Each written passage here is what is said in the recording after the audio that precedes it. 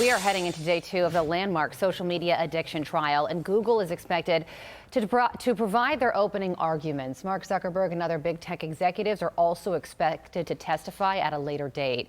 In their opening statements yesterday, the plaintiffs' lawyers argued that this trial is all about the ABCs addicting the brains of children, claims which Meta and YouTube heavily dispute. Our next guest has been speaking out against the dangers of teenagers' use of social media after losing her 16-year-old son, David, to suicide in 2016. Maureen Molak joins me now. Maureen, thank you so much for joining us. And of course, we want to get your thoughts on this lawsuit. But first and most importantly, tell us what happened to your son, David. David was the youngest of 3 brothers. He grew up in a traditional Christian family that was full of love. We went to church every Sunday. He was an Eagle Scout and a great basketball player. And after a serious basketball injury, he turned to social media and online gaming to fill that void. And over a period of about 8-9 months, we saw a real change in his behavior. He was showing all the signs of a behavioral addiction. And we were seeking out mental health supports at that time. And then he became the target of cyberbullying by a group of classmates at his school. Went on for several months. It started on Instagram and it moved to various other platforms.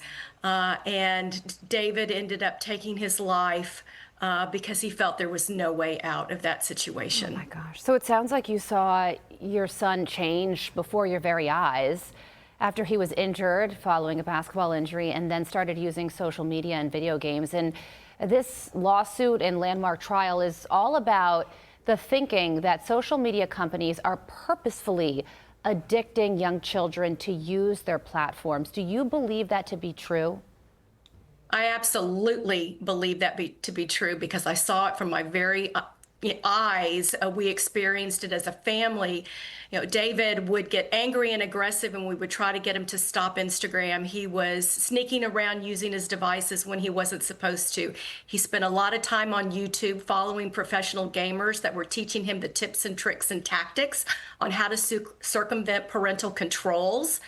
And David ended up stealing from us at the very end to purchase virtual assets to increase his player power through some of these gaming platforms. So I know very well from experience exactly what these platforms are doing to addict children. Yeah, and I think we do have a good understanding of what the defense will be, where tech executives will say that we have put guardrails in place, including parental controls, and also parents of cyberbullies need to take responsibility for their own children's behavior. So what would you say to that? Well, first of all, I will say that they're really great about putting out these PR moves where they'll introduce some new safeguards. But what we know from whistleblowers and what we know from testing these on our own, as well as lots of AGs across the United States have done tests on these platforms and their safeguards, and they don't work. There is always a way to work around them. We've notified the platforms about the faulty safeguards that they've put in place, and they've purposefully done nothing to protect children.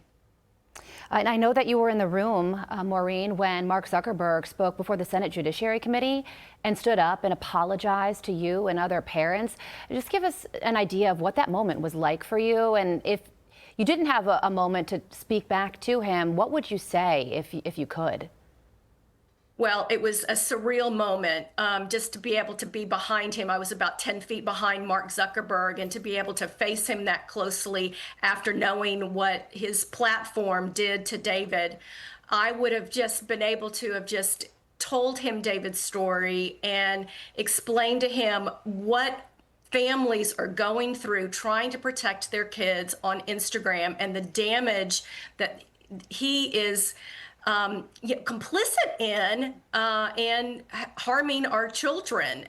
He didn't take any responsibility for it. Yeah. And what I'm hoping is going to come out of this lawsuit, when we see all of the evidence come out, Congress is going to be able to look at that evidence and read the transcript and be able to say, Was he actually truthful under oath when he came and spoke to us that day on that Judiciary Committee hearing, when he turned around and apologized to all those parents in the room? And then I hope that they turn around and they reflect. They have some thoughts about, did they actually do everything, and are they doing everything that they possibly can within their power to protect kids online, specifically knowing that they have at their fingertips right now the ability to pass the Kids Online Safety Act, which passed last session 91-3 out of the Senate. It's a very strong bill. We want to see them pass that again. And the House needs to pick it up. Maureen, thank you so much for joining us this morning. I know that you're going to be watching this trial very closely, as will we all be. And we're so deeply sorry for the loss of your beautiful son. And hopefully in you speaking out, this won't happen to another child and another family. So we thank you on all fronts this morning. Maureen Malik, thank you so much for joining us. Thank you. I'm Steve Doocy. I'm Brian Kilmeade. And I'm Ainsley Earhart. And click here to subscribe to the Fox News YouTube page to catch our hottest interviews and most compelling analysis.